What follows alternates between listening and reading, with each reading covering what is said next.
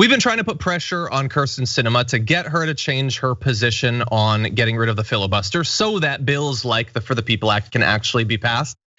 She either doesn't watch or isn't interested in what we have to say, but thankfully we're not the only ones. Others are trying to pressure her, including in her home state of Arizona. So just today I came across an op-ed by the Secretary of State for Arizona, Katie Hobbs, who had a bit to say about the war on democracy that the Republicans are currently prosecuting and how she can potentially get involved.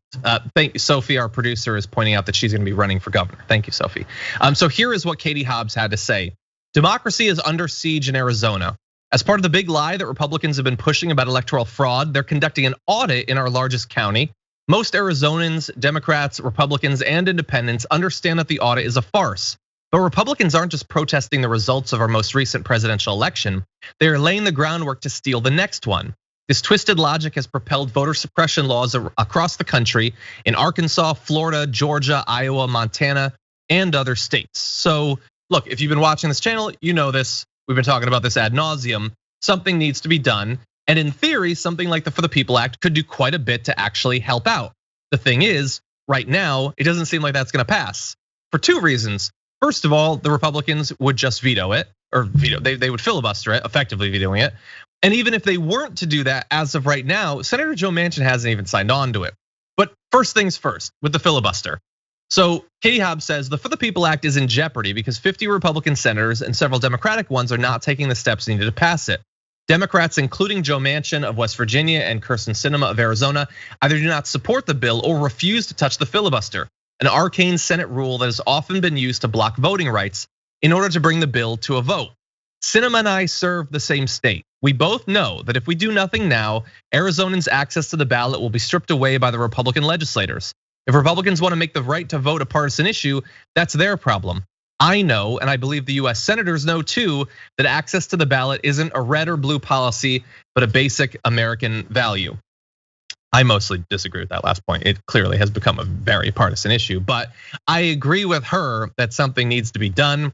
And she closes saying, I am taking what steps I can to fight back on a local level, but I cannot succeed without help from Congress. Please act decisively and pass the For the People Act.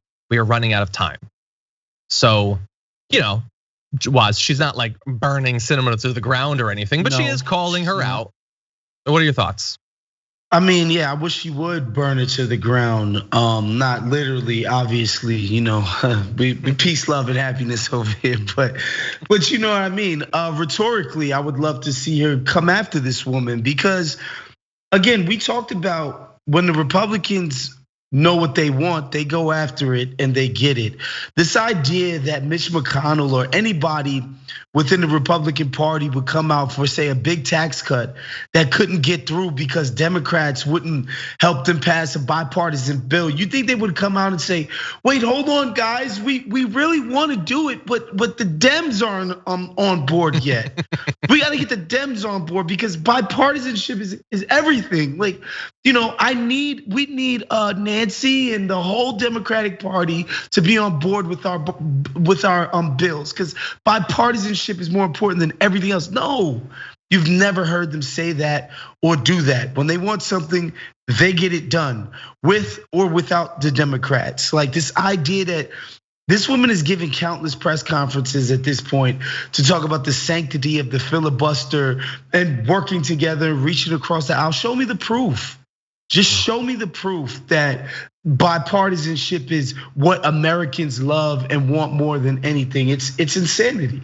Exactly. Yeah, and another form of the insanity I think is like politicians above all are supposed to be ambitious and pragmatic. Like they're supposed to care about their power. Like we all understand that, but in multiple ways they're not doing that. Like Joe Manchin is pursuing a political strategy that will almost certainly result in him being in the minority in the Senate in a couple of years. Now we've previously talked about why I think he doesn't especially care about that, and I think that remains.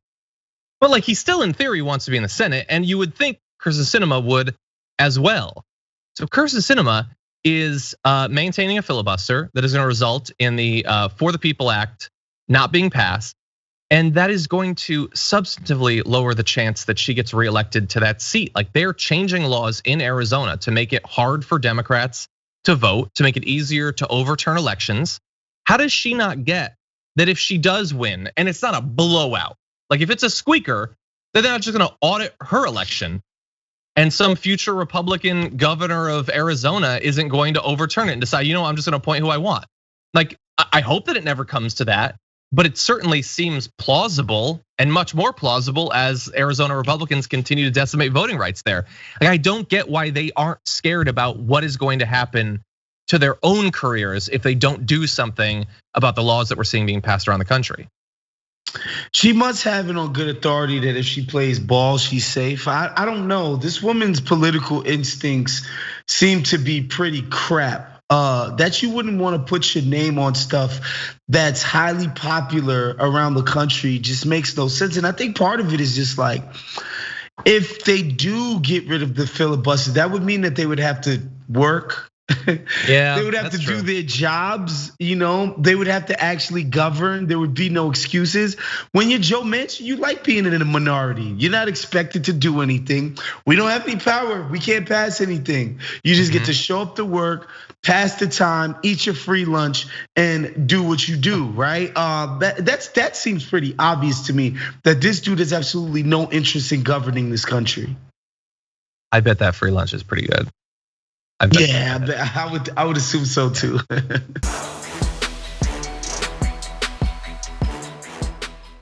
For more political news breakdowns, interviews, stories of activism, and me trying my hardest to care about the occasional big celebrity news story, subscribe to our YouTube channel at youtube.com/The Damage Report. And you can ring the bell wherever it is so you don't miss anything.